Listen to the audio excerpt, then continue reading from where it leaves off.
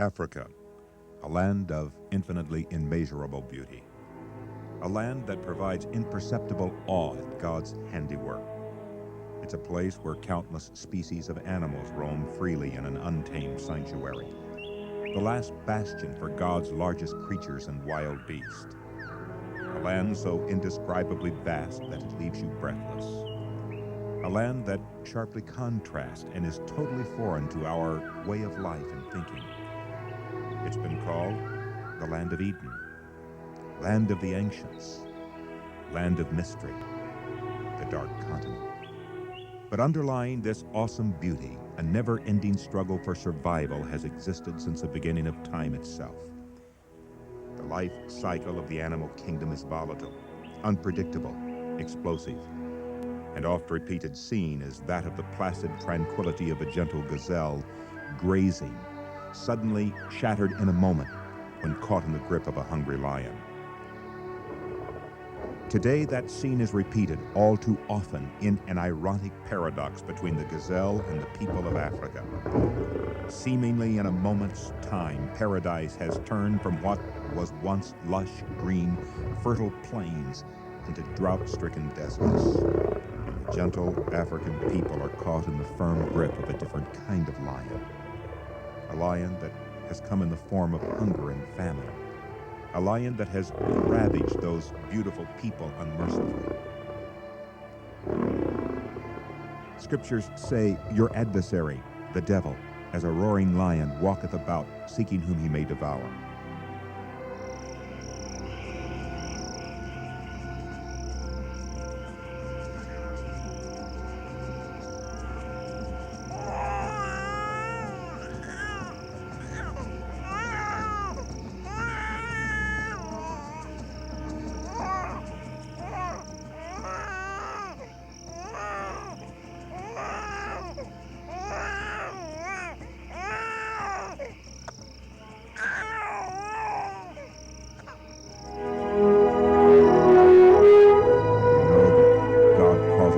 Things to work together for good to those who love God, to those who are called according to his purpose.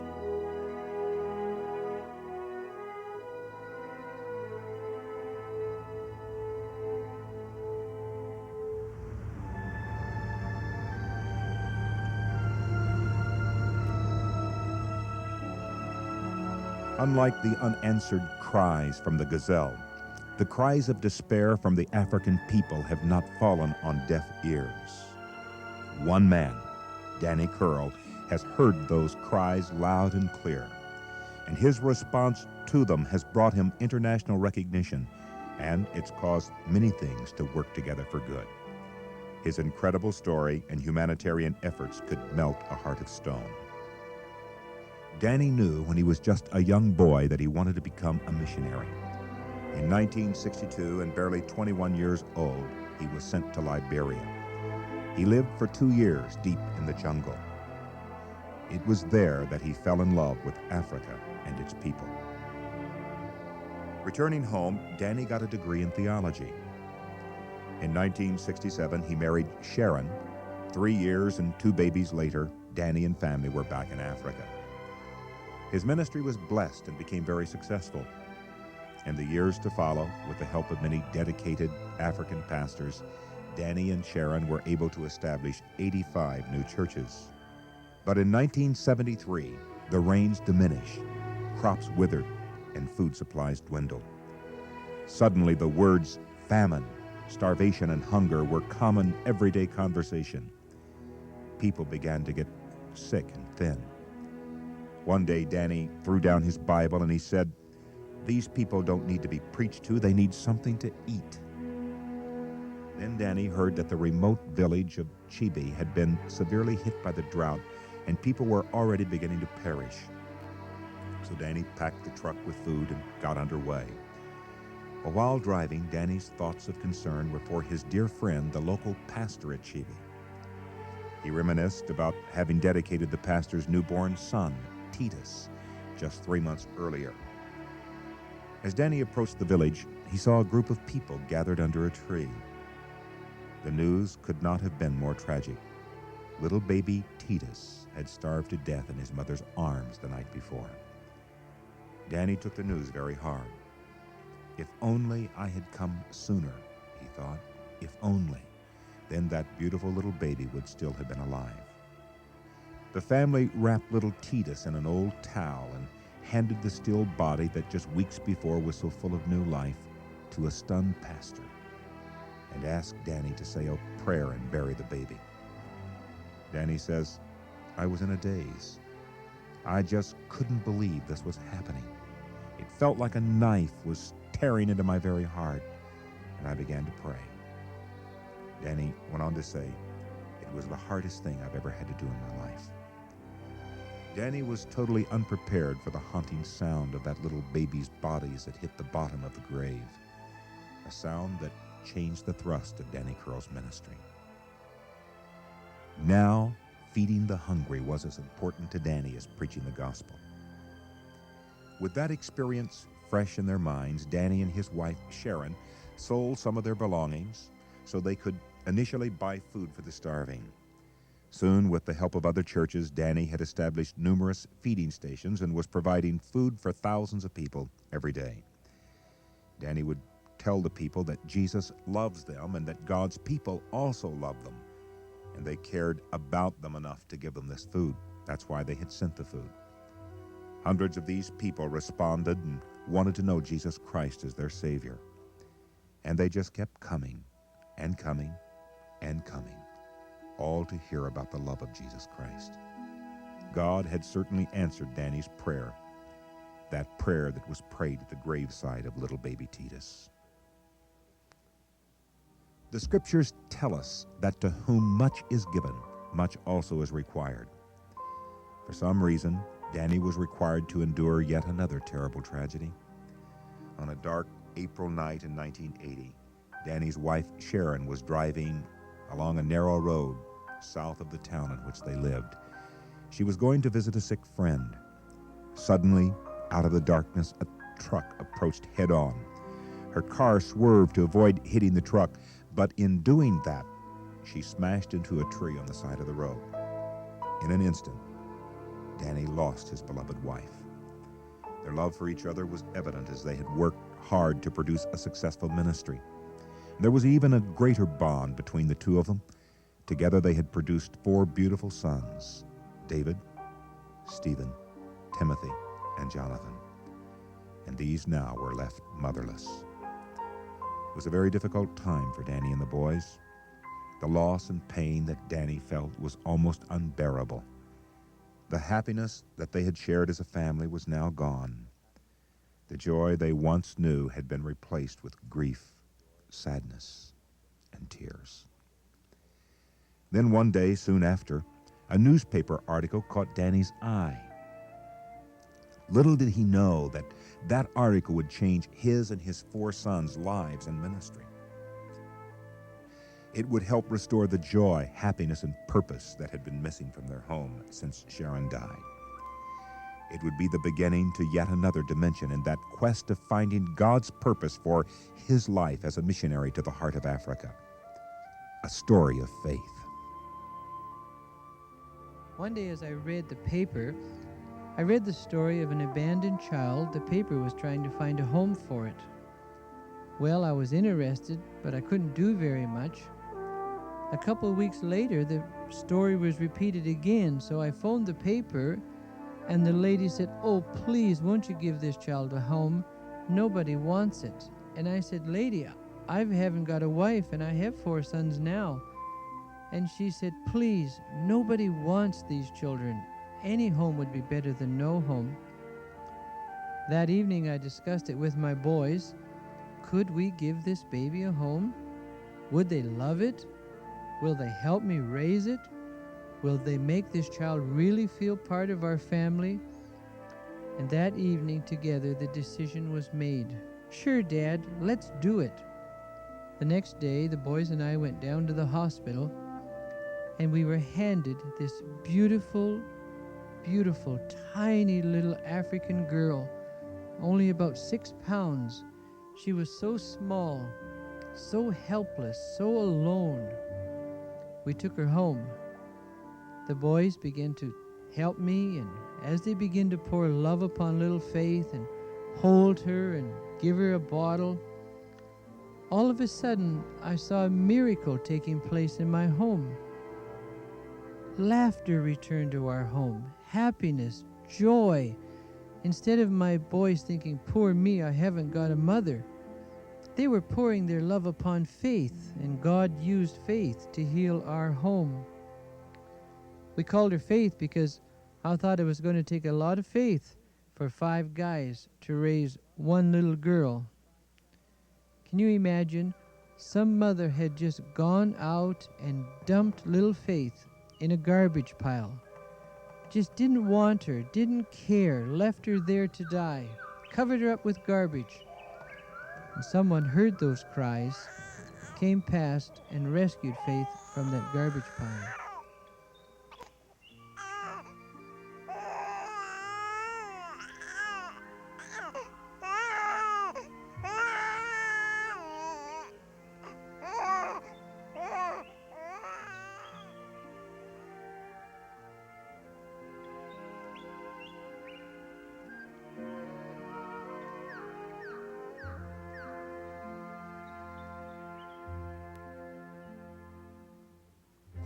Now the story of Faith is only the beginning of a series of inspirational gestures of loving charity that Danny and his 4 boys have extended to the people of Africa. One day a mother walked out into the countryside and dumped her baby in the tall grass at the side of the road. She just left it there for the hyenas or the vultures or the predators.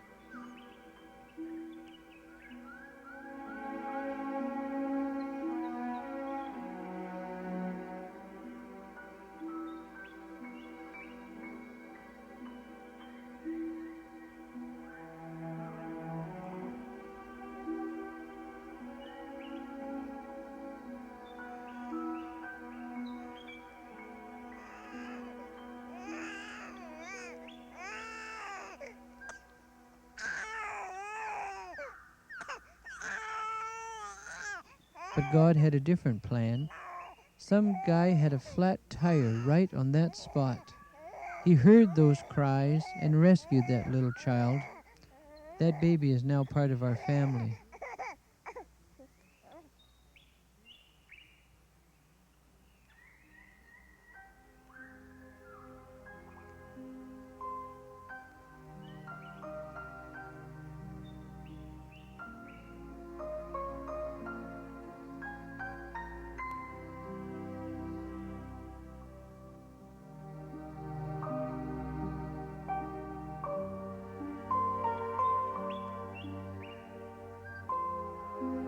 This is a public toilet, not a very nice place.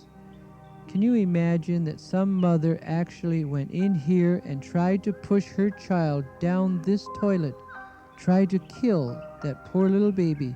She was disturbed by a couple of ladies who came past. They pulled out the child. They brought that child to us.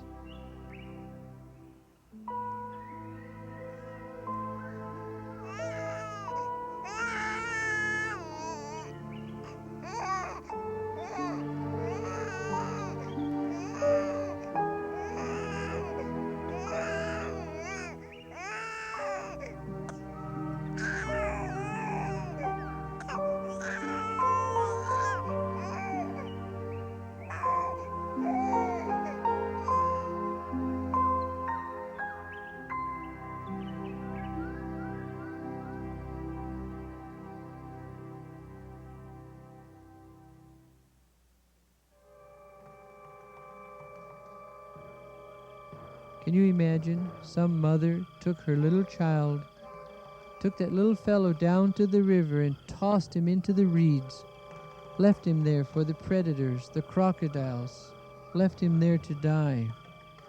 Somebody heard those cries. We have that child now.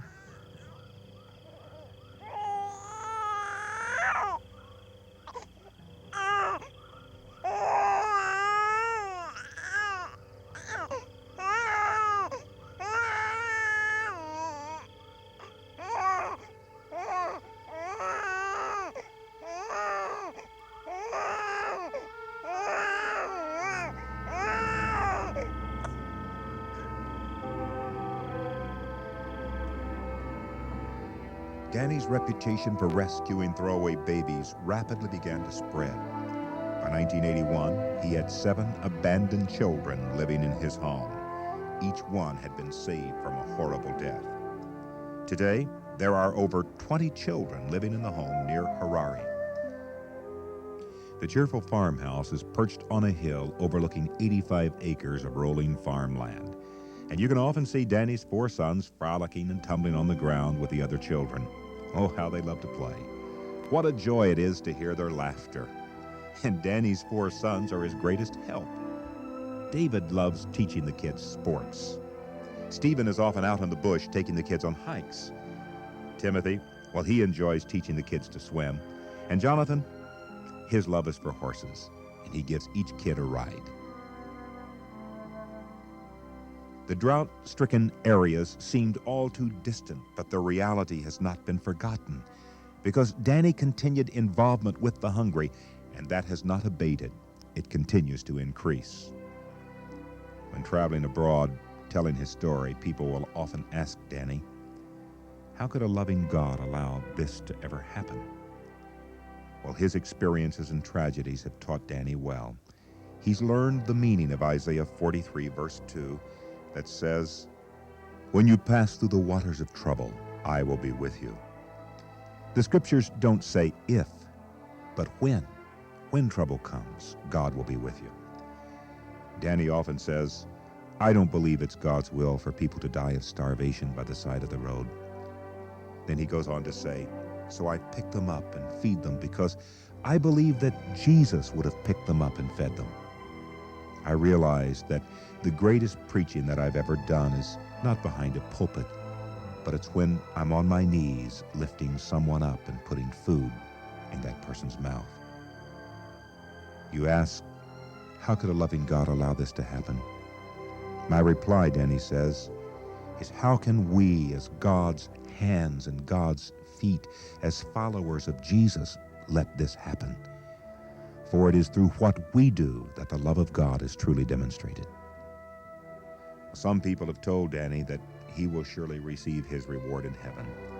To this, he replies, when I look into the faces of those we're feeding, when I come home and see all my kids healthy, happy, and full of God's love, who could want more reward than that? You see, all they really want is a chance to live.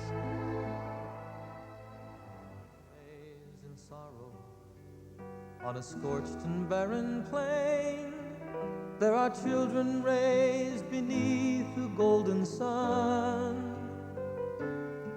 There are children of the water, children of the sand, and they cry out through the universe, their voices raised as one.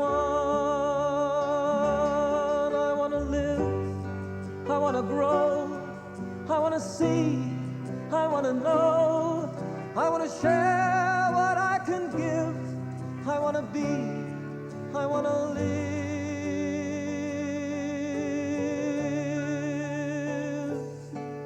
Have you gazed out on the ocean, seen the breaching of a whale? Have you watched the dolphins frolic in the foam?